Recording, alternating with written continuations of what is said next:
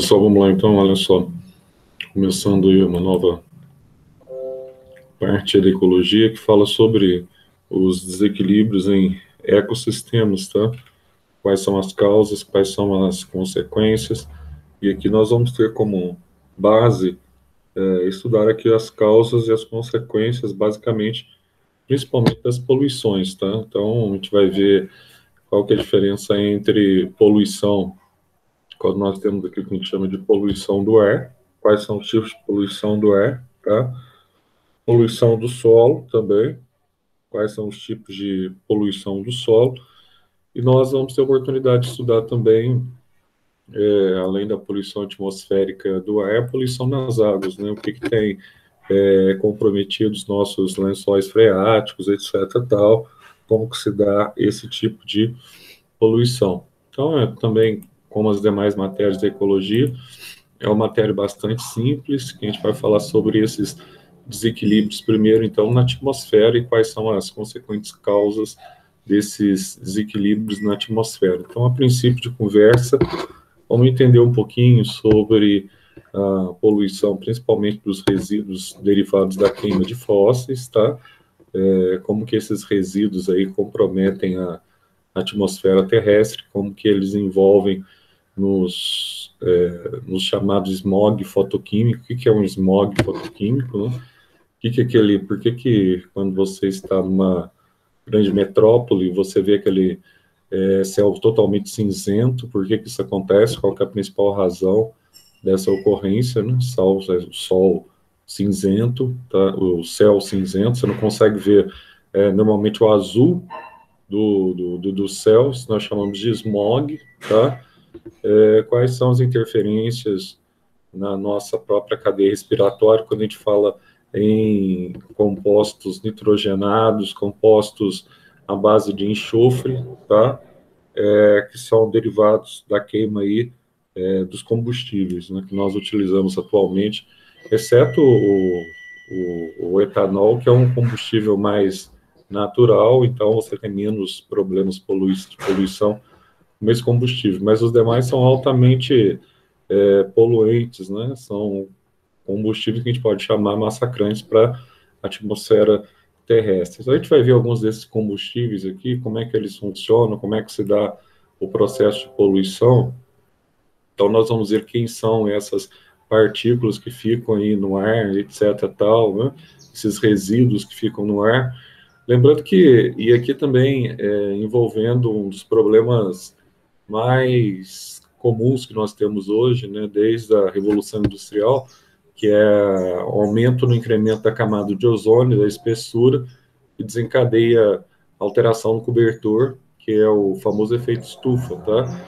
Então, a grande questão é como é que essas partículas elas acabam se alojando nessa região da atmosfera, provocando tanto impacto ambiental negativo e tantas discussões que nós temos desde o Rio 92, que vocês veem também muito na história, na geografia, contando, né? Agora você tem um acordo de Paris, do qual o atual governo dos Estados Unidos ele fez questão de não participar, ele saiu do Acordo de Paris. Enfim, ao longo desse todo esse processo, nós temos vários problemas aí com relação à poluição atmosférica, a preocupação do mundo, tá? Tendo em vista que essa poluição atmosférica também está diretamente relacionada com o processo de aquecimento global, né? E agora o novo presidente eleito dos Estados Unidos, né, o Joe Biden, ele promete que vai voltar ao Acordo de Paris. E nós temos os dois países mais que poluem no mundo hoje. Os três que mais poluem no mundo é Estados Unidos, China, e o terceiro país é a Índia. O Brasil está em quarto porque nesses últimos 2 anos o Brasil bateu todos os recordes possíveis com relação às queimadas, né, respectivamente na Amazônia e no Pantanal, exatamente por falta também de uma política mais precisa com relação a essa área ambiental. Então, essa é uma das grandes discussões aí da humanidade atualmente com relação à emissão de combustíveis fósseis, a busca de combustíveis alternativos para que você não desencadeie um acúmulo maior na atmosfera desses agentes que contribuem negativamente para os ecossistemas do planeta. E aqui também há que se mencionar que o processo de revolução industrial, nós começamos a ter aí já no fim do século XIX, tá? Ele é motivado exatamente pela queima de fósseis, né? Então, todo o processo de industrialização que o mundo passa, inicialmente que a Europa passa, que os Estados Unidos eles passam, então você tem um processo de utilização do carvão, tá? E a utilização do carvão como combustível, desde você pegar lá as locomotivas antigas que eram movidas a carvão, tá? Até situações mais atuais que você utiliza aí o diesel, que você utiliza a gasolina, né, como os principais combustíveis ou fontes de combustíveis do mundo, você tem essa queima. Né? Agora, quais foram as consequências dessa queima? Quais são os reflexos disso? Quais são os principais poluentes no ar que interferem diretamente na nossa vida? Então, nós vamos ver aqui o primeiro aqui, tá? Eles vão falar um pouquinho sobre cada poluente, seguindo aí o material de vocês, né? Eu acho que a biologia falta aula 23 que nós estamos, aí tem aula 24, não sei, acho que para aí pela aula 24. A gente vai fazer alguns exercícios de fixação também, deixar para final desse bimestre, tá? Nós vamos falar um pouquinho sobre esses poluentes aí que são classificados como poluentes primários e poluentes secundários, tá? Então, primário, quando ele fica ali retido, tá? Na atmosfera, sem sofrer nenhuma alteração química estrutural, tá? Agora, já o secundário, você tem o caso, por exemplo, do gás ozônio, que é uma camada que está presente na atmosfera, mas quando ele sofre reação química a partir de gases, freon, por exemplo, aquele gás de geladeira, que são gases formados por hidrocarboneto, cloro, flúor, carbono, ele deixa de ser o O3, ele perde um oxigênio, tá? Um oxigênio molecular, e passa a ser O2. Aí você tem, então, uma situação interessante, porque ele, ele passa a ser o oxigênio molecular, e ele perde essa capacidade, então, de filtragem da radiação, tá? Ultravioleta. Então, quando a gente chama de secundário, esse gás aí é a associação com outros gases, o oxigênio com O, vai dar o O3, que é o ozônio. Então, vamos falar um pouquinho de cada um, né? Então, esse aqui vocês conhecem bastante, que é o famoso monóxido de carbono, é o CO. Esse gás aqui ele tem algumas particularidades e tem alguns detalhes interessantes, porque ele é um gás muito tóxico, tá? Só que ele é um gás inodoro, ele não tem cheiro, né? Então, por exemplo, na intoxicação de monóxido de carbono, pessoa, por exemplo, se ela está com aquecedor, está com problema dentro de casa, o que pode acontecer? Por isso que esses aquecedores, ar-condicionado, tudo, ele deve funcionar à base de eletricidade, né? Mas se a pessoa estiver utilizando, por exemplo, uma lareira dentro de casa, né, que é muito comum aqui no Brasil, não, mas em países em que você tem aí o frio intenso, as pessoas têm lareira, né? Na época do inverno, eles fazem uma averiguação com relação às chaminés das casas. Por quê? As chaminés são os locais a partir dos quais você tem, então, a liberação do produto da combustão na madeira, né? Se essa chaminé estiver, de certa forma, obstruída, entupida ou algo do gênero, você não tem essa condição de liberar esse gás, tá? Se você não tem a condição de liberar esse gás, ou esse gás ele volta para o interior da casa, e aqui tem um problema também, que é o tal de fogão a lenha, né? As pessoas têm que tomar cuidado com esse tal de fogão a lenha, tá? A chaminé não pode estar entupida, tem que estar funcionando muito bem. Porque se houver refluxo, claro que o monóxido de carbono, ele é praticamente inodoro, né? Mas a fumaça da queima também, fumaça perturba, ela arde o nariz, etc. Tal. Mas aí, recentemente, no Brasil, nós tivemos algumas situações muito interessantes, né? E lamentáveis, que pessoas colocaram até um casal com um filhinho, né, recém-nascido, colocaram uma churrasqueira dentro do quarto, foi no interior de São Paulo, numa madrugada muito fria. Aí o indivíduo ele teve a ideia de acender, né, a churrasqueira para aquecer o ambiente. Aí, é óbvio, como ele estava num ambiente fechado, um ambiente frio, aí as pessoas começam a inalar esse monóxido de carbono aqui, e aí você tem um problema sério. Por quê? Porque o monóxido de carbono ele é um gás letal, tá? Então, à medida que você vai inalando, quando você pega a hemoglobina no sangue, né? A hemoglobina é a proteína que está agregada ao ferro, que por sua vez tem como principal prerrogativa transportar o oxigênio no sangue. Então, na verdade, é o ferro dessa hemoglobina que agrega-se ao oxigênio, tá? Então, o ferro acaba agregando-se ao oxigênio da hemoglobina e ele realiza, então, na forma de oxihemoglobina, ele vai realizar o transporte desse oxigênio no nosso sangue. Agora, acontece que, quando você começa a inalar monóxido de carbono, o que vai acontecer?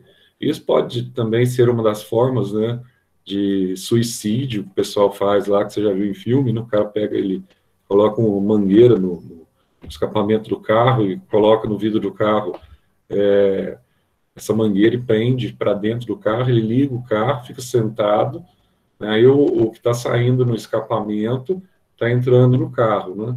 Então o cheiro, ele quase não sente nada, mas esse gás que ele está inalando ali, se ele continuar inalando com o carro ligado em cerca de 30 minutos, 40 minutos, ele morre, né? Ele morre por quê? Porque o oxigênio que está presente na hemoglobina, esse oxigênio que está ligado ao ferro da hemoglobina, ele está sendo conduzido pelo sangue a todas as células do teu corpo, tá? Que estão respirando, né? Chega na célula, libera o oxigênio. Agora tem um problema. Quando você inala o monóxido em grande concentração, o monóxido ele varre esse ferro ele varre o oxigênio do ferro da hemoglobina. E ele próprio monóxido acaba aqui agregando-se a esse ferro, tá? Nossa, Zé, ele agrega ao ferro. Sim, ele agrega ao ferro da hemoglobina, tá? E aí vai acontecer o quê? Quando o monóxido agrega o ferro, o oxigênio é varrido, ele sai. Só que aí forma um composto que a gente chama de composto estável. E esse composto estável, ele é conhecido como carboxhemoglobina. Então ele é conhecido como carboxhemoglobina. Sim. Por que ela é estável? Porque ele não se quebra com facilidade. Ele bloqueia a circulação do ferro, do oxigênio no sangue, tá? E fica na forma de monóxido. Isso é muito comum também em locais que está acontecendo algum tipo de incêndio, né? E as pessoas que estão ali dentro vão inalando fumaça em fumaça, e essa fumaça tem CO2, né? Tem o monóxido, está inalando aquilo, vai indo, etc. Tal, e começa a ter problemas porque falta oxigênio no cérebro. Aí, ao faltar oxigênio no cérebro, a pessoa tem tontura, começa a sentir uma moleza, começa a desmaiar, tá? E ela acaba desmaiando ali, morrendo naquele local por asfixia. Quando você retira uma pessoa dessas condições de intoxicação com monóxido de carbono, se o bombeiro ou se a ambulância chegar a tempo, é a primeira coisa que eles fazem com essas pessoas que já estão desmaiadas ou estão para desmaiar, porque após o desmaio vem uma parada cardiorrespiratória, a pessoa vem a óbito, tá?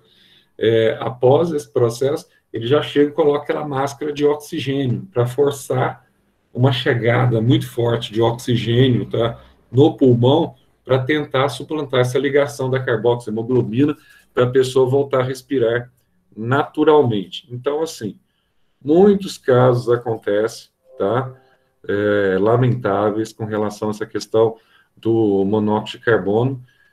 Nós tivemos no ano passado uma família de Santa Catarina que foi fazer uma visita ao Chile. Essa família tinha economizado, etc., tal, para o aniversário de 15 anos da filha, né?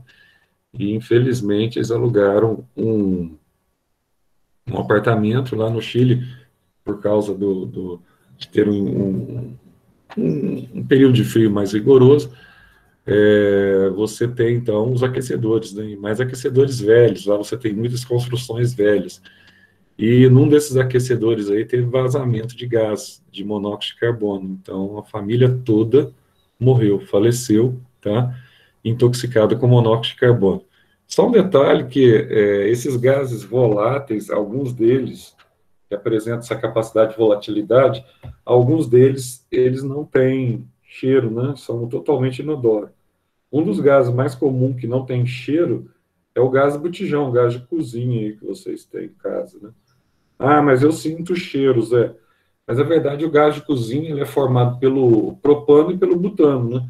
Aí você fala assim, ah, mas não tem cheiro nenhum. Tem sim. Na verdade, ele não tem o gás, nem o propano, nem o butano. Eles são realmente inodoros, mas quando você está enchendo lá, você põe um óxido de enxofre, né? O H2S, que é o sulfeto de hidrogênio, ou que a gente chama de ácido, tá, sulfídrico. O que acontece? Então, quando ele começa a vazar, o cheiro que você sente, aquele cheiro que arde no nariz, que é tipo aquele quando você corta a cebola também, né? Esse cheiro do gás de cozinha que você detecta rapidamente é o cheiro do enxofre que está misturado ali, tá? Não é nem para combustão, é só para detecção mesmo, porque o propano e o butano, que são os gases comburentes, eles não são, tá? Eles não apresentam cheiro, certo? E aqui também vai falar, né, que essa inalação, essa exposição prolongada, vai apresentar aqui, ó, a esplenomegalia, ou seja, o baço começa a inchar demais, o reservatório de sangue de emergência que nós temos no nosso corpo, né, em eventual condições de hemorragia, por exemplo, tá? O baço ele auxilia também, nesse caso, como um reservatório de emergência, mas aí os vasos sanguíneos vão apresentar uma certa debilidade, porque não há oxigênio, você tem rupturas, você tem hemorragias internas, você tem vômitos, você tem diarreia, perda de memória, tá? E pode levar a quadros também de pneumonia, e se não, até a própria morte, tá? Então, assim, Zé, mas isso aqui é um negócio muito comum. É tão comum que quando você está, por exemplo, atrás do caminhão, né? O caminhão, ele tem motor diesel, ônibus, etc. Tal, nas rodovias, você fica muito tempo atrás. O que que acontece? Acontece que você tem no carro já, você tem um circulador de ar, né? Então, junto com o ar-condicionado, o circulador de ar, ele deve ficar sempre ligado. Por quê? Porque ele retira o ar de fora, né, e vai renovando o ar de dentro, porque senão você vai aspirando esse ar que está vindo aqui, ó, nessa fumaça com monóxido, tá, que não é legal, pode dar esses sintomas aqui característicos. Já o CO2, tá, ele é mais tolerável, mas é lógico que em alta concentração também ele provoca debilidade, tá, no sangue. Só que o CO2 ele tem uma vantagem, né?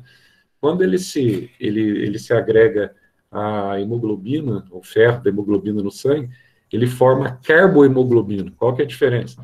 Carboxiemoglobina é um composto altamente instável. Aliás, estável. Ele se desagrega do ferro com dificuldade. Já a carbohemoglobina é um composto instável, tá? Quando o CO2 liga-se ao ferro, como ele é um composto instável, ele consegue desagregar com mais facilidade, tá? Como consegue desagregar isso com mais facilidade, o que vai acontecer? Tá? Você não tem problema assim tão grande de intoxicação, obviamente, a não ser que você inale uma quantidade muito grande, tá? E outra coisa interessante também com relação ao CO2, tá? A maior parte do CO2 que é conduzido no nosso sangue não é conduzido na forma de carbohemoglobina, e sim, 70% é conduzido dissolvido na forma de íons bicarbonato. Então você não vai ter maiores problemas secundários, a não ser que, claro, se você vive num ambiente de grande cidade, etc, tal, você pode ter os efeitos, né? Mas não, assim, na maioria das vezes, o efeito letal, tá? E também nós temos a importância dele com relação ao processo fotossintético, né? Aqui nós temos os vegetais, eles têm a capacidade de sequestrar o CO2 da atmosfera para a realização da fotossíntese, e nós vamos ver daqui a pouco também que é um dos principais gases responsáveis aí pelo famoso estufa que eu mencionei no início da aula. Agora, esses gases aqui são terríveis no que diz respeito ao controle dos ecossistemas, não só com relação à chuva ácida, a gente vai ver também, a gente vai falar sobre chuva ácida, com relação à questão do desequilíbrio do pH, né, dos ecossistemas, principalmente aquáticos, mas nós vamos ver também o episódio das chuvas ácidas aí, com relação à corrosão dos monumentos históricos. Mas você tem aqui gases que são muito nocivos ao nosso processo respiratório, principalmente para quem tem as ites em geral. O que são as ites? Você tem rinite, sinusite, tudo que é ite, bronquite, etc. tal, que são desencadeados por fatores respiratórios. E esses gases aqui, eles são especialistas em desencadear esse tipo de patologia, tá? Ah, mas como que ele vai desencadear esse tipo de patologia, esse tipo de ites aí, Zé? Como é que acontece esse processo? Ou de uma forma bem simples, tá? Então, você tem aí a inalação, quando você tem a queima de gasolina e diesel, principalmente, tá? Lembrando que o etanol, mais uma vez, é um combustível verde, tá? Então, assim, em termos de problemas de combustão, de poluição através da sua combustão, ele é de bem menor impacto em todos os sentidos. Então, olha só, quando você inala, eu estou lá inalando, você está inalando o quê? Tá? Eu estou inalando SO2, dióxido de enxofre, eu estou inalando SO3, trióxido de enxofre, eu estou inalando NO2, dióxido de nitrogênio, tá?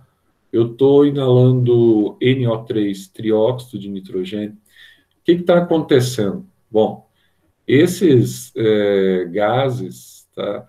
Eles provocam, então, infecções internas na região respiratória, tá? Então, vai causar aqui aquele olho meio vermelhado, tá? Infecção de garganta, tá? Você vai ter aí problemas, além de problemas com relação às ites, você pode levar também o dióxido de nitrogênio ao processo aí da asma, tá? Da bronquite e até mesmo do enfisema pulmonar com o passar do tempo. Então, muitas pessoas acham que o cigarro tem um outro problema. Além de produzir esses gases tóxicos aí, tem nicotina, alcatrão e tem mais de 2.000 drogas diferentes, né? Mas você vai comprometendo, na verdade, o funcionamento do seu pulmão. E esse funcionamento, quando o alvéolo, o saquinho de ar, que se estabelece a hematose, a troca de gás, ele vai sendo comprometido demais, esse processo ele se torna irreversível, não tem como você restabelecer, restaurar ou algo do gênero, tá? E com relação ao contato, por exemplo, que o NO3, o NO2 estabelece com a água que está na atmosfera das chuvas, quando ele chega nas regiões mais altas, você pegar o dióxido de nitrogênio, reagir com água, vai dar ácido nítrico, HNO3. Se você pegar o HSO3, tá? Ou o próprio SO3, o trióxido de enxofre, quando ele reage com a água na atmosfera, a água das nuvens, ele vai formar o H2SO4 diluído, que é o ácido sulfúrico. Então, essas nuvens aí começam a ter a forma, então, de nuvens ácidas, com ácido nítrico, com ácido sulfúrico em solução, e quando elas precipitam, na verdade, elas vão trazer para a atmosfera terrestre, vai trazer um ácido diluído, tá? Que vai provocar esses problemas respiratórios que tanto nós conhecemos, tá bom? Então, que nós chamamos aqui de chuvas ácidas. Então, nós temos aí hoje um dos grandes problemas também, e temos também, aproveitando aqui, eu não sei se a apostila vai falar já, nós temos também essa questão que eu mencionei para vocês. Por que que nas megalópolis nós não conseguimos enxergar o céu? Por causa de um processo, a gente escreve smog mesmo, tá? O que que é smog? É com S, S-M-O-G, smog fotoquímico, tá? Esse smog fotoquímico é essas nuvens aí suspensas de dessas partículas gasosas aí na atmosfera que impede, forma uma espécie de bloqueio. Você vê aquele céu cinzento em São Paulo e dificilmente você consegue ver o céu azul, né? Então, isso são as partículas de poluentes derivadas aí dos combustíveis fósseis que são queimados, né? Aquela população. isso passa a ser um grande desafio, né? O pessoal faz rodízio de veículos, a questão lá das placas, né? Então, cada dia da semana, dias pares, dias ímpares, etc., você tem que sair com um tipo de placa, você não pode repetir 2 dias consecutivos, né? Então, isso faz com que a maioria das pessoas tenham mais de um carro para resolver esse problema. Mas, assim, é um problema hoje, não só, lógico, em toda a megalópole, né? Se você for na China, o problema é muito pior. E esse problema ele traz uma discussão muito grande, né? Que é a questão da economia também, né? Aí, por exemplo, a razão do governo Trump na sua chegada em 2016 até agora, até 20 de janeiro, que é o fim desse governo, a questão dele é American First, né? América em primeiro lugar, independente das circunstâncias que ocorram. Então, por que eles são negacionistas? E aí também você pode pegar o governo da China também, né? O governo da China. Então, eles não assinam um acordo não assinaram ou saíram dos acordos que eles estavam presentes com relação à diminuição de emissão de gases tóxicos. Por quê? Qual que é a razão dessa saída aí? A razão é muito simples, porque para você manter a indústria produzindo a todo vapor, né, literalmente sem trocadilhos, você vai ter que queimar fósseis. Se você começar a substituir esse processo de fósseis por outros tipos de gases, você torna, então, o sistema mais caro, né? Os gases mais ecológicos, você torna o sistema mais caro. Aí você diminui a eficiência da produção. Então, para eles é o seguinte, o que vale, tanto China e Estados Unidos hoje, o que vale é a produção industrial e o dinheiro, né? O que vai acontecer com o planeta daqui a uns anos, etc., tal, eles não estão nem aí. E agora, com essa mentalidade dos democratas, isso muda. Os democratas já têm, desde Al Gore, né, já tem toda uma campanha lá em 2000, eles já têm toda uma campanha focada na preservação ambiental. Então, já tem uma visão muito diferente, né? E outra coisa, esse pessoal do ramo do negacionismo também, aí eles vão desprezar a ciência, que é muito comum, certo? Aí eles desprezam o que a ciência atesta, aí negam que haja um aquecimento global, são terraplanistas, etc. Tal, né? Então, eles negam que a ciência presta, mas para o seu próprio benefício, para não cumprir com aquilo que é determinado, para que não tenha maiores problemas aí com aquecimento ou algo do gênero. Tá? Então, não é uma questão só ideológica, não. É uma questão, na visão deles, é uma questão comercial também. Tá? Eles assumem uma postura anti-cientificista, né? Mas, por exemplo, vamos pegar aqui no Brasil essa briga das vacinas agora que está tendo. Né? O pessoal é tão retardado, tão escória em todos os sentidos, que aí você vê uma discussão entre o governo de São Paulo e o governo federal com relação à questão de vacinas. Aí um fala vacina chinesa, só que o governo federal, por exemplo, ele esquece que a vacina que ele comprou junto à Inglaterra, junto a Oxford, a base da vacina ela é chinesa. Ponto. Ela é chinesa também. De onde que a matéria-prima ela foi enviada para a produção da vacina de Oxford? Da China. Então, meu caro, hoje em dia não adianta você falar assim, porque vem da China. Tudo que nós consumimos hoje vem da China, entende? Então, essa história de vacina que vem em base... A vacina Coronavac, por exemplo, essa aí, que o Dória também transformou num palanque eleitoral para ele, um outro... vou usar a expressão aqui que eu não... Mas, enfim, que transformou num palanque para ele, essa vacina ela é produzida pelo Butantan. Agora, a matéria-prima vem da China, o Butantan, que produz 75% das vacinas que nós utilizamos no Brasil, tá? Daí dá para saber da credibilidade ou não deste instituto, é que vai produzir essa Coronavac aí, tá? E quem está produzindo, e a vacina de Oxford, que é produzida em Oxford, quem está mandando toda a matéria-prima também é matéria-prima chinesa. Eu só não entendo como é que o brasileiro em si é tão ridículo, tão retardado de entrar nesse tipo de discussão, certo? Agora, lógico, essa vacina, por exemplo, ela vai ser uma vacina efetiva? Não sabemos. Por isso que isso aí não pode ser feito de uma hora para outra, o povo tudo desesperado, janeiro chega. Não, tem toda uma logística de distribuição, etc. Tal, tá? Não é de uma hora para outra, não, precisa ser testado, porque vacina tem que ser muito bem testado, porque às vezes você pega uma parcela da população que reage muito mal, e é como às vezes a vacina contra a febre amarela, que até hoje nós temos problemas ainda com relação a essa vacina, né? Mais de 40 anos produzindo essa vacina, muito mais de 50.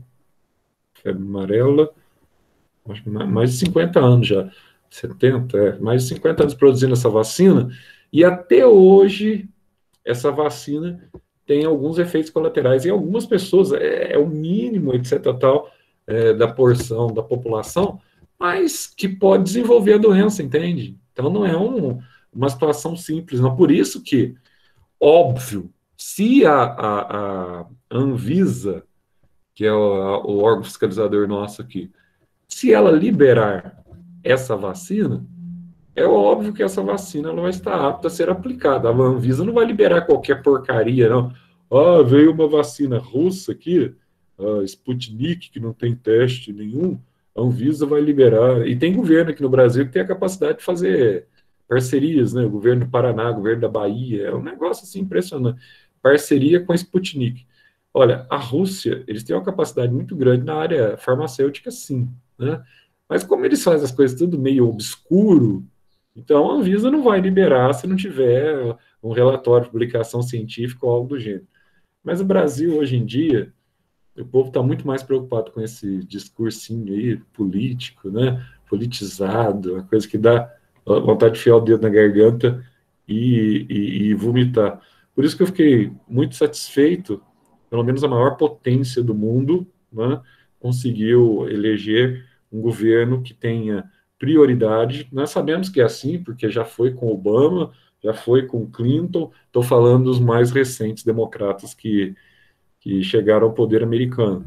Então, eles atuam na área da ciência, na área da tecnologia, atuam na área da saúde, eles não desprezam a ciência em nenhum momento, né?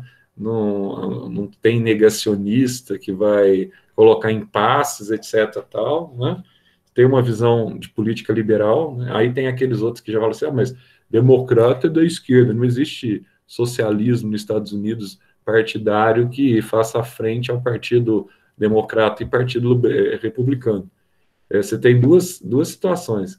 Os democratas, obviamente, eles não são, né, eles não são socialistas ou comunistas, como dizem alguns ignorantes que não entendem nada de história, certo? Os principais governos que decretaram as guerras dos Estados Unidos, inclusive contra o comunismo no Vietnã, na época, etc. Tal, Lyndon Johnson era democrata, tá? O governo que pede para desembarcar as tropas em 45, né, para finalizar a guerra mundial que os Estados Unidos ajudou efetivamente, era um democrata, tá? As principais guerras desencadeadas contra o regime, na maior parte de vezes regime comunista no mundo, foi por governos democratas, não foi por governos republicanos.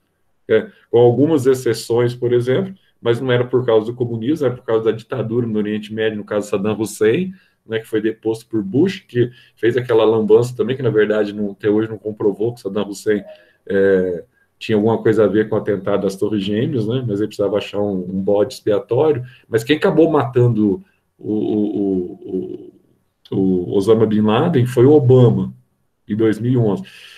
Então, essa história aí de socialismo americano para os democratas também é uma mentira, é falta de conhecimento histórico. O que acontece é que você tem dois partidos grandes dos Estados Unidos. Você tem os republicanos, que são a ala conservadora, e você tem uma ala mais liberal, com políticas liberais, com uma agenda mais liberal, tá? Que reconhece, com menor preconceito, reconhece os negros, os latinos, reconhece os gays, os estrangeiros, que são os democratas. Tanto que a visão do Paulo Guedes, que nós temos hoje como ministro da Economia, ele tem uma visão liberal de economia muito parecida com a visão dos democratas nos Estados Unidos. Tá? Então, essa visão de que o governo americano agora é um governo socialista, isso não existe. Tá?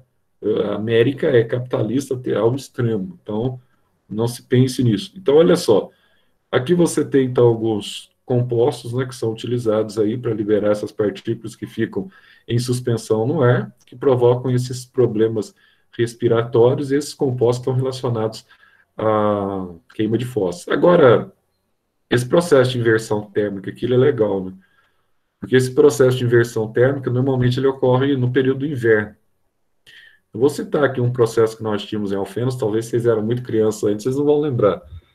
Ou alguns de vocês lembram, na verdade, você já tem 16 anos, já estão indo para 17. Mas até, teve uma época aqui em Alfenas que nós não tínhamos o aterro sanitário. Nós tínhamos o lixão, né? Para variar. Eu não sei se vocês conhecem essa parte de trás da cidade, que vai lá, sai lá para saída lá de Campos Gerais, lá em cima na Vista Grande. Hoje está se fazendo uma vicinal. Você pega a região do distrito, né? Aí para que não tenha aquela entrada de caminhões que vêm para a cidade, etc. Tal, e que porventura vão para Belo Horizonte, né? Eles vão por trás aqui, por Campos Gerais. Então você pega aquela região do distrito, faz um balão, tá? A partir do distrito, a estrada de terra já está sendo aberta, já tem algum tempo, né? Posso dizer, porque eu faço caminhada no distrito, eu vejo sempre essa estrada, cada vez mais está se alargando. E ela acaba saindo lá no trevo, lá da saída de Campos Gerais, lá em cima, tá na Vista Grande. Então ali você vai ter um fluxo muito grande. Antigamente, nessa reta ali, ó, que passa em frente o quartel da polícia, etc. Tal, nós tínhamos ali o lixão, tá? O lixão. E no período do inverno, era um problema muito grande esse lixão. Por quê? Eles colocavam fogo, né, no lixão para queimar o lixo. Então, todo o lixo de Alfenas era levado ali. Agora não. Agora você entra ali indo para Machado ali, você tem uma entrada que te leva a um lixão que é bem distante aí da cidade, etc. Tal, que não é o lixão, na verdade, é o aterro sanitário, ou seja, o lixo vai ser enterrado. Não é uma das melhores formas também, porque aquele lixo líquido, né, o chorume, que a gente vai ver depois também falar sobre o lixo sólido, mas ele desce, né, acaba contaminando o lençol freático, como vocês veem na geografia. Mas o que é inversão térmica? Inversão térmica é um problema que nas grandes megalópolis do mundo, pega lá na China, Pequim e tal, você pode ter até estado de calamidade pública e você pode até impedir a circulação de veículos automotores, tá? Por causa dessa poluição aí com esses gases. Então, basicamente, o que é, como que é e o que nós entendemos como inversão térmica, tá? No período do calor, o que acontece? Está queimando alguma coisa?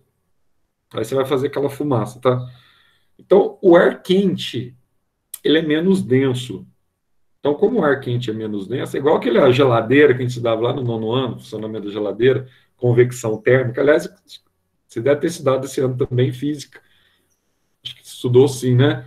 Com forma de propagação de calor. Deve ter estudado em física esse ano com o Eric.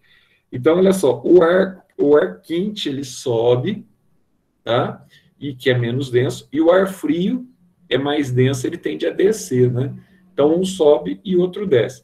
Então, assim, quando você coloca fogo em alguma coisa na época do calor, por mais que fique, às vezes, aquele cheiro de fumaça nas mediações, a tendência é a fumaça subir e se resfriar, tá? Nas regiões mais altas aí da atmosfera. Agora, quando você tem, então, mas mesmo assim você tem uma corrente de convecção térmica, tá? Quando você tem inversão térmica, o que acontece? No frio, o solo, a região próxima ao solo, está fria, está com baixa temperatura, tá? Então, quando você coloca, que é o que acontecia aqui ao Alfenas, eles colocavam fogo, o lixão era grande, né? Eles colocavam fogo no lixão, certo? E ao colocar fogo no lixão, o que acontecia? No frio, a fumaça ela subia rapidamente, mas como perto do solo estava muito frio, essa fumaça que estava subindo, ela se esfriava mais rapidamente. E como ela se esfriava mais rapidamente, ainda bem próximo ao solo, aí você tinha um problema da inversão térmica, porque você quebrava a corrente de convecção térmica e essa fumaça fria, ela voltava com uma corrente menor.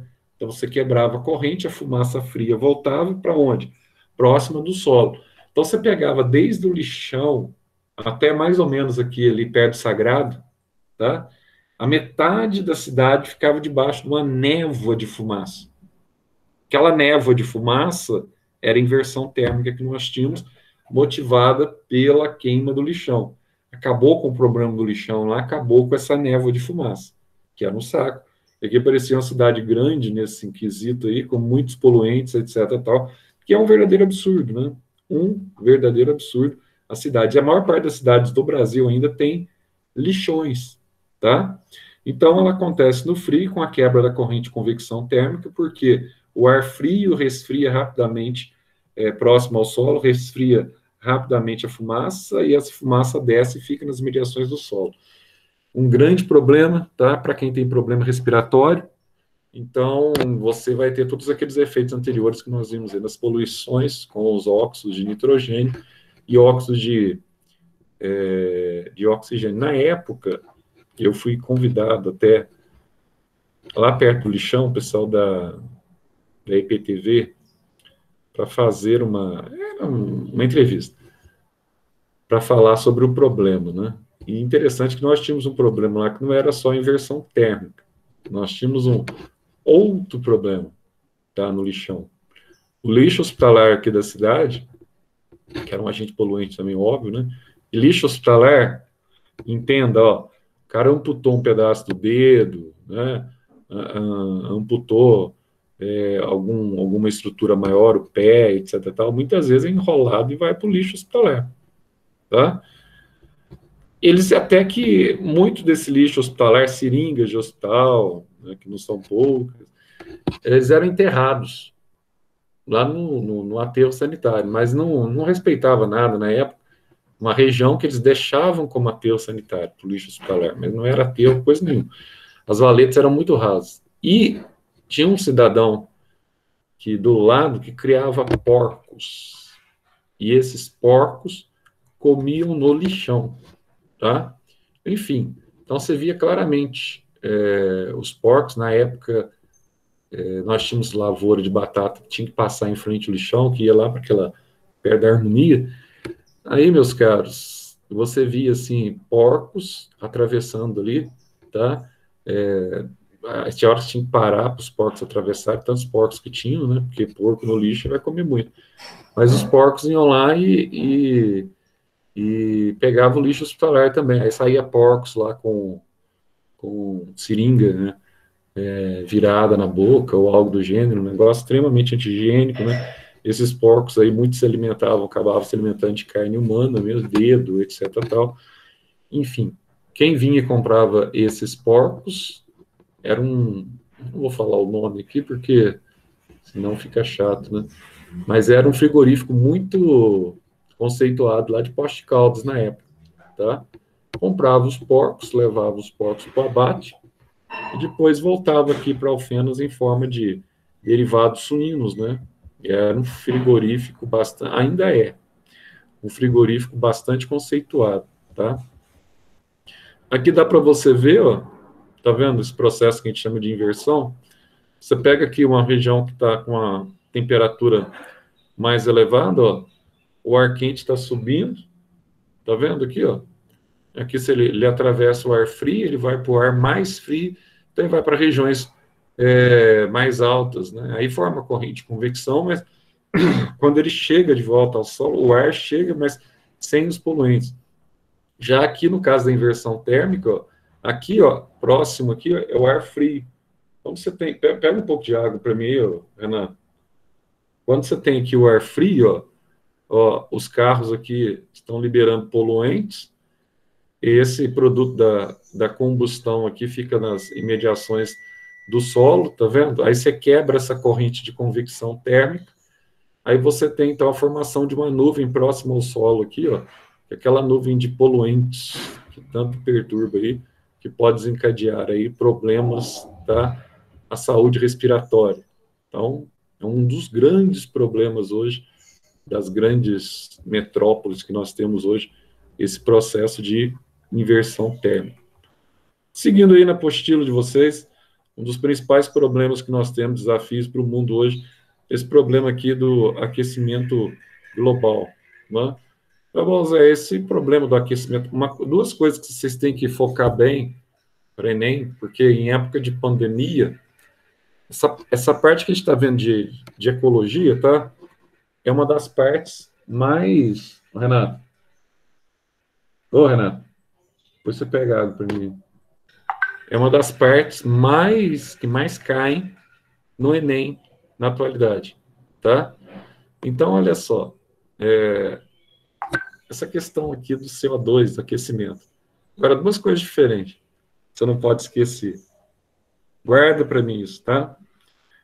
Você tem o estufa, que é um cobertor de gases, que mantém o planeta aquecido, é como se fosse uma estufa em volta do planeta.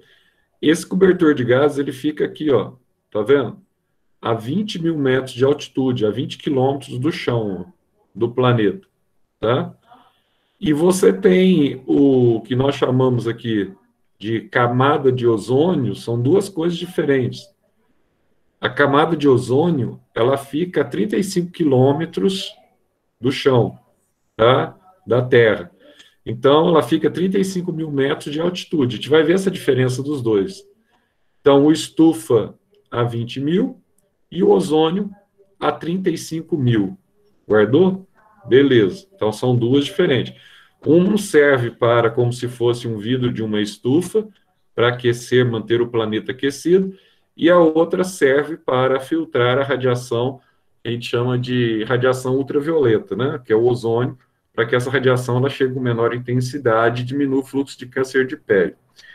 Agora, com relação ao estufa, quais são os gases presentes esse cobertor que há aqui, ó, em volta da Terra? Então, você tem alguns gases aqui, ó, CO2 e gás metano, tá? São os dois principais gases, junto com esse gás aqui, o gás freon, que é o gás CFC, clorofluorcarbono, hidrocarbonetos, tá? Que é aquele gás, muitas vezes é utilizado lá, o gás da geladeira, do ar-condicionado, né? É o gás mais barato. Aí o pessoal fala assim, mas hoje a gente usa gás ecológico, Zé. Usa quando você tem, como é que fala? Quando você tem disposição ecológica, você tem mentalidade ecológica. Porque o grande problema é que o cara vai preencher o ar-condicionado do carro lá, está faltando gás, por exemplo, na situação, aí ele não começa a esfriar direito, né? Ou o ar-condicionado da sua casa, o cara tem que preencher, ou a geladeira, né? Tem que colocar o gás, freon. Aí você tem dois tipos de gases. Você tem o gás ecológico e o gás comum. Problema. Qual que é o problema, Zé? O gás comum, ele é quase 8 vezes mais barato do que o gás ecológico. Aí, o cara fala para você, você tem duas opções, ó. Sei lá, esse aqui custa. Não é 8 vezes, não, também não. Acho que é 4 vezes, na verdade. É 4. Esse aqui custa R$ 100, o outro custa 25, né? Um custa 100 e o outro custa 25. Aí, ó, qual que você vai querer? Aí o brasileiro. Aquela velha pergunta, né? Funciona da mesma forma?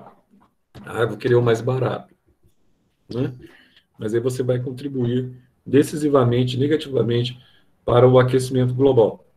Agora, alguns detalhes sobre o aquecimento global. Primeiro, o Zé, esse estufa aqui, ó, ele é um cobertor o quê? Ele foi produzido apenas pelo homem? Não, tá? Isso não é verdade.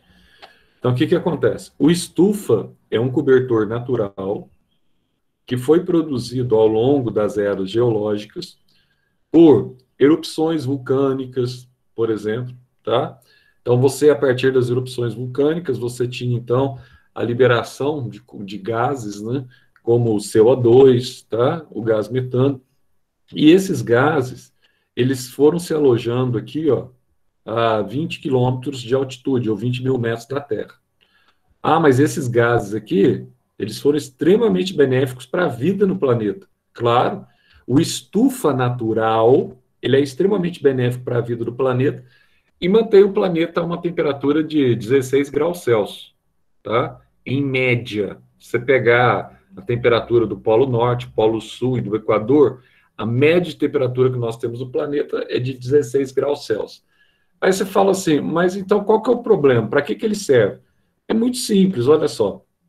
Os raios que vêm do Sol são os raios ultravioletas, né? Então eles conseguem, é como se isso aqui fosse um vidro, tá? Um vidro em volta do planeta.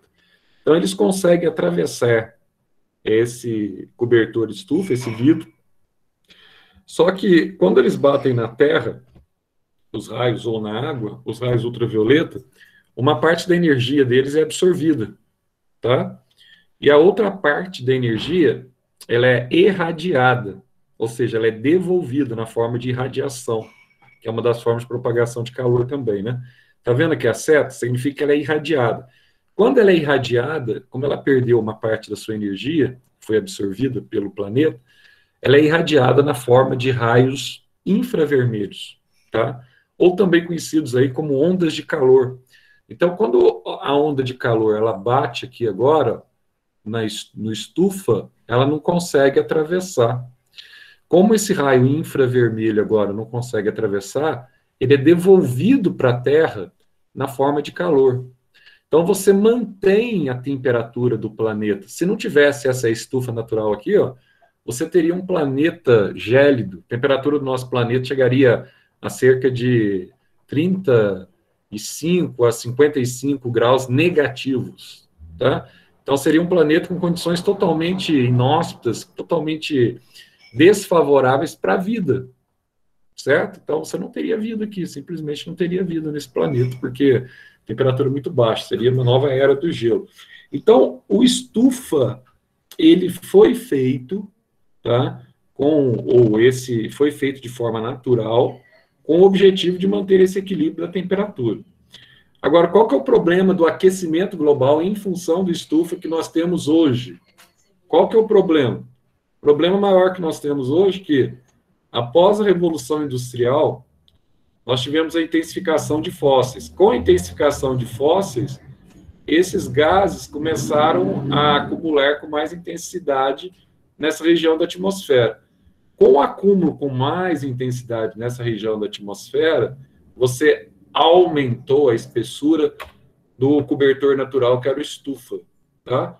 Então, o problema que nós temos hoje é a queima de derivados fósseis, intensificada a partir do final do século XIX, com a Revolução Industrial. Você teve um aumento, um incremento, aumentou a espessura do cobertor com a chegada, tá, desses CO2 em excesso, desse gás metano, etc., tal, que está chegando. Então, como o cobertor aumentou, aí você tem um problema aqui, ó.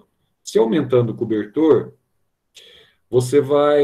esse cobertor ele vai absorver mais calor, quanto maior a espessura, e mais calor ele vai liberar para a Terra. São ondas de calor na forma de raios infravermelhos.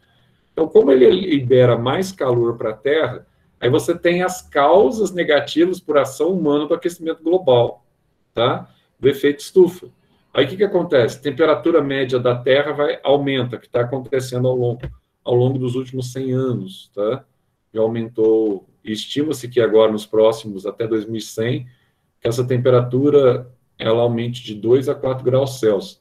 Então você tem uma temperatura média aumentada. Então, se você tem uma temperatura média aumentada, o que vai influenciar isso? Quando você aumenta, aí você tem degelo das calotas polares. Com o degelo das calotas polares, automaticamente você aumenta o nível dos oceanos, tá? Aumentando o nível do oceano, tá, ou dos oceanos, os níveis dos oceanos, o que vai acontecer?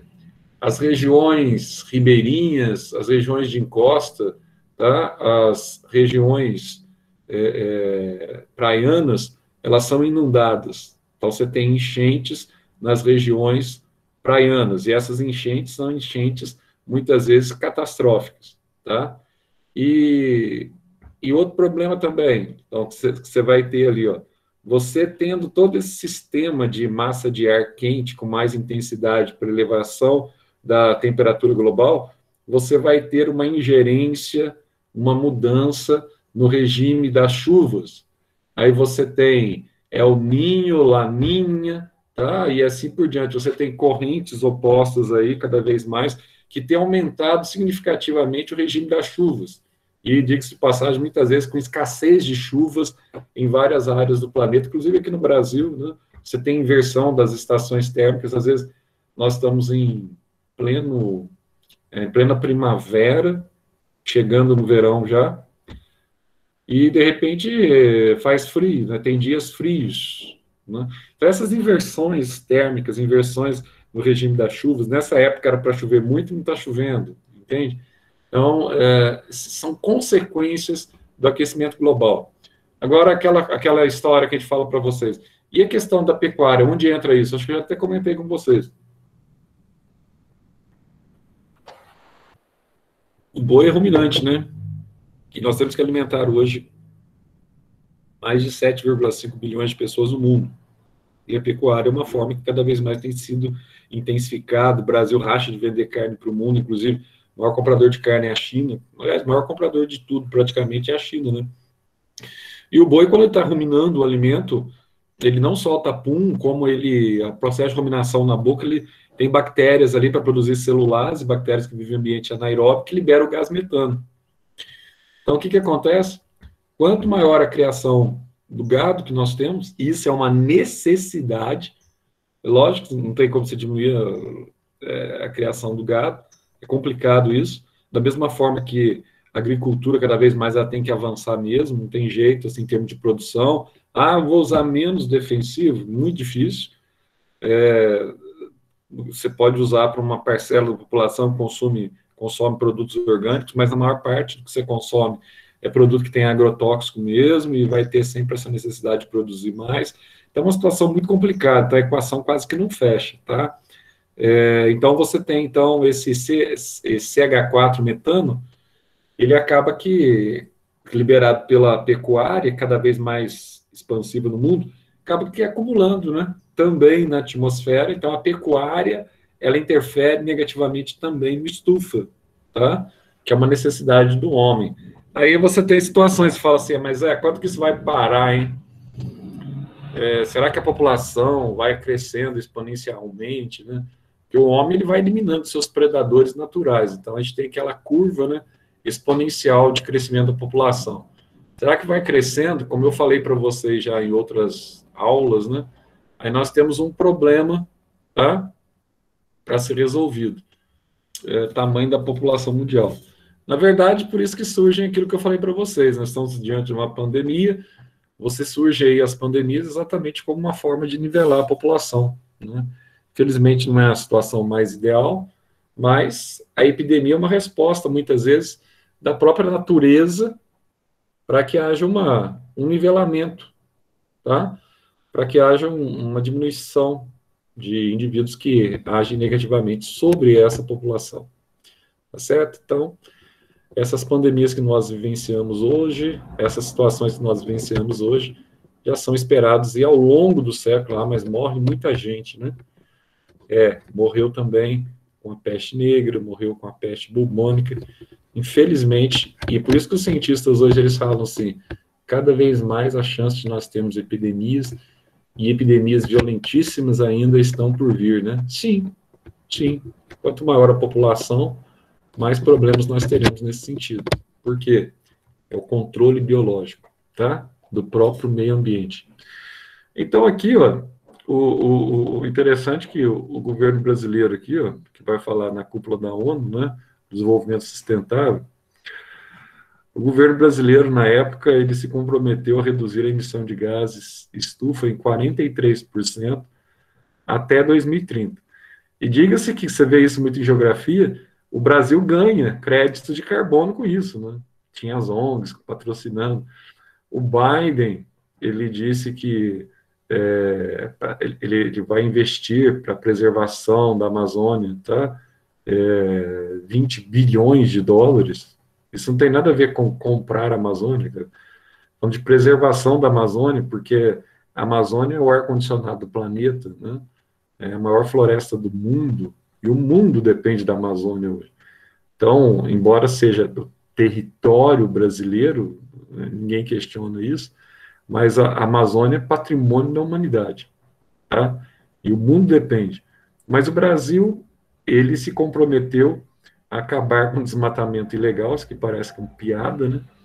A restaurar e reflorestar áreas degradadas, recuperar áreas de pastagens e reintegrar áreas de floresta. Bom, nos últimos 2 anos, nós temos presenciado, tanto no ano passado quanto esse ano, exatamente o oposto. O ano passado e esse ano, as queimadas na Amazônia, tá? Elas se intensificaram em muito, e não está tendo política, né, para suprimir, não tem verba, não tem não sei o quê, etc. Tal. E esse ano, metade do Pantanal, além da Amazônia, esse ano ainda, nós sempre somos recordistas negativos. Metade do Pantanal foi-se, né?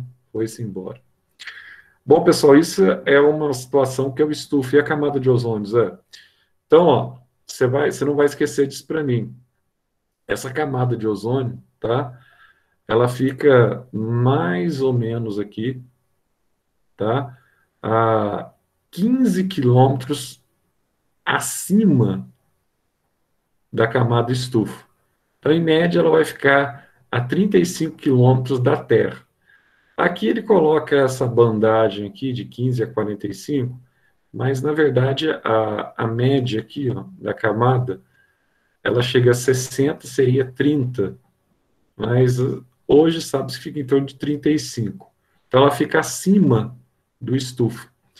E qual que é o objetivo dessa camada aqui? Ó? Filtrar a radiação ultravioleta. Então é outra coisa. Essa aqui envolve os aerossóis, tá? Embora o CFC, que é liberado nos aerossóis, eles também contribuem para o aumento da espessura da camada de estufa. O problema aqui é muito simples.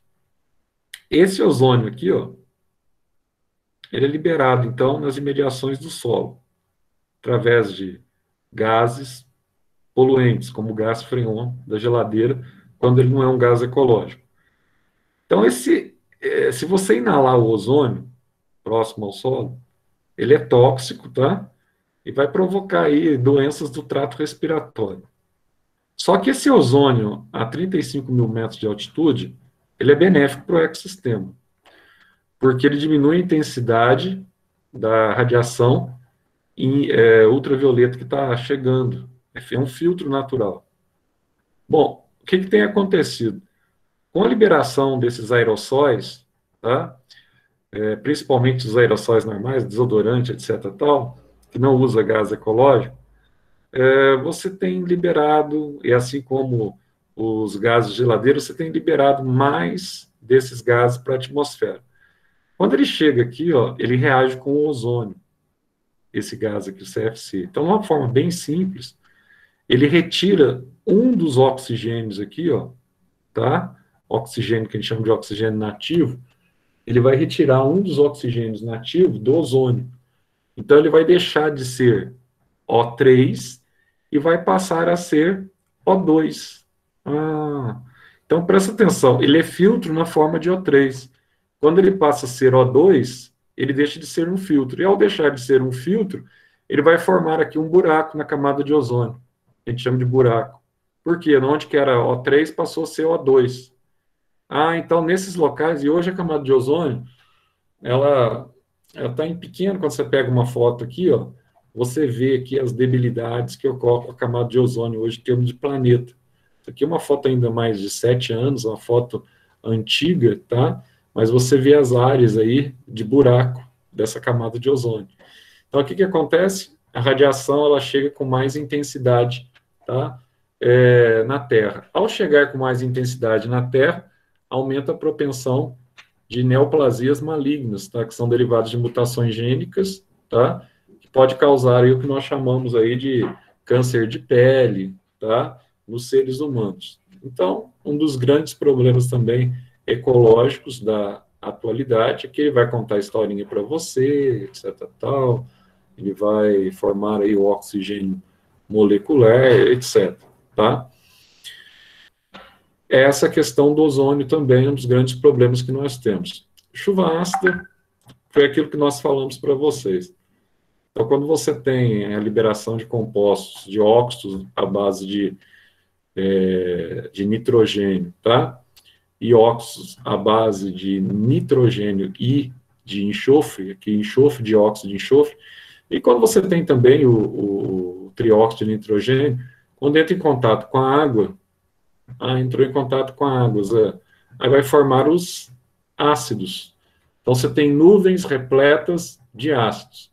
Essas nuvens repletas de ácidos, elas caem, tá? Ou ácido nítrico, ou ácido sulfuroso, ou ácido sulfúrico, elas caem e provocam aqui danos aos ecossistemas, tá? Danos, por exemplo, aí ao cair em lagos, rios, né, lagoas, etc. tal, você pode pegar um almoço depois já, viu? Você vai atrasar lá, né? Porque eu tenho prova 1 hora hoje. Então, vou terminar a aula terceiro ano, já tem prova 1 hora. Não vai dar para eu almoçar. Não. Então, olha só. Além dessa questão aí, ó, você tem, então, tá, o problema da alteração do pH da água de alguns lagos menores, nos ecossistemas, etc. tal, que acabam interferindo, tá, na vida marinha, na vida aquática. Então, além disso, dessa ingerência, dessa interferência, você tem outros problemas também que diz respeito aí à corrosão dos monumentos históricos, né? Você vai lembrar que há vários anos atrás eles fizeram a Estátua da Liberdade estava sem o nariz, né? Corrosão da Estátua da Liberdade, né? A própria Torre de Eiffel também sofrendo oxidação por causa dessa chuva ácida, tá? Aí eles fizeram a reparação do nariz, arrumaram, etc, tal, a estátua. Então isso é uma constante, tá? É uma constante. Agora nós temos outros tipos de poluição do ar também que envolve aí a poluição sonora, né? Zé, essas poluições sonoras aí e tal. Então, olha só, nós falamos numa intensidade na ordem de 60 decibéis, tá? Uma buzina lá esgoelando, ela produz aqui uma intensidade aqui, ó, de 100 decibéis. Você tem, assim, mais ou menos o ruído suportado por 8 horas sem perda de audição, ele fica em torno de 85 decibéis. Se você estiver trabalhando numa indústria, que o barulho interno na produção estiver em torno de 90 decibéis, esse período diminui pela metade, quando você aumenta 5 decibéis. Por isso que você tem restrições com relação a essa poluição sonora, que você pode ficar surdo, pô. Já viu o pessoal hoje, que é um dos grandes problemas, o pessoal usa muito aquele foninho, né? Aquele foninho, principalmente quem trabalha com música também, às vezes fica surdo muito cedo, porque tu fica lá para ouvir o retorno, né, do som, como é que está saindo o retorno, e é óbvio que para você ouvir o retorno, tem que estar acima de 85 decibéis, aí o cara começa a perder a audição, tá? E a poluição sonora, para quem mora hoje em determinados locais desse país aí, que tem movimento, né, nas grandes cidades, movimento muito grande de carros, é uma realidade, tá? E que pode afetar a audição, pode afetar essa perda aí de audição, tá? E isso desencadeia nervosismo, muitas vezes, na pessoa, aumenta o teor de adrenalina, que pode levar aí a cardiopatias, tá? Ou até mesmo ansiedade generalizada, certo? Aqui tem um nome que eles dizem aqui, ó, você tem aqui a perda gradual da visão, como acontece com a audição, né? Esse fenômeno chama presbiacusia, um nome meio estranho, tá? Que você vai afetar o ser humano. Só que essa questão aqui da presbiacusia, ela acontece naturalmente e a pessoa, quando vai ficando mais velha, ela vai ficando mais debilitada para ouvir mesmo, isso é natural. Agora, se ela não cuidou ao longo da vida, se ela é submetida a um ambiente que tem elevado índice de poluição sonora, isso vai afetar a sua audição, tá? No final da sua vida. Bom, aí ele fala um pouquinho também aqui sobre as poluições visuais, né? Tanto placa, etc. tal, que são dispostas, né? Nos centros urbanos, etc. tal. Isso aqui depois ele tende a se tornar lixo orgânico, né? e que isso aqui também vai interferir nos ecossistemas, de uma forma geral, muitas vezes, e nessa época de eleição agora está proibido, né? Ainda bem que aquilo é um saco, né? Mas está proibido e o cara não pode ficar poluindo visualmente, pelo menos é contra a lei aí, essa poluição visual, tá? E aqui, então, agora, são exercícios fáceis, vocês vão fazer aí as atividades, tá? Que é tranquilo e essa parte de ecologia é muito facinho. Bom, vamos terminando aqui, então, para vocês aí tomarem o café de vocês. Semana que vem, acho que vai ser a última aula mesmo, deixa eu dar uma olhadinha aqui. Dessa parte de ecologia. A gente viu sucessão, agora desequilíbrio em ecossistemas, agora a gente vai ver desequilíbrio em ecossistemas parte 2, né? Se não me engano, é a última aula, aula 24, que é a parte que envolve poluição do solo, poluição das águas e as leis básicas da preservação ambiental. Muito fácil, isso aqui tranquilo. Então, beleza, eu volto com vocês na sexta-feira, para a gente também já caminhando para o fim da. Acho que química a gente tem mais 2 aulas, talvez a gente termine a semana que vem também, tá? Então a gente vai terminar o material tranquilamente aí, o material de vocês, tanto na química quanto na biologia. Até mais, então.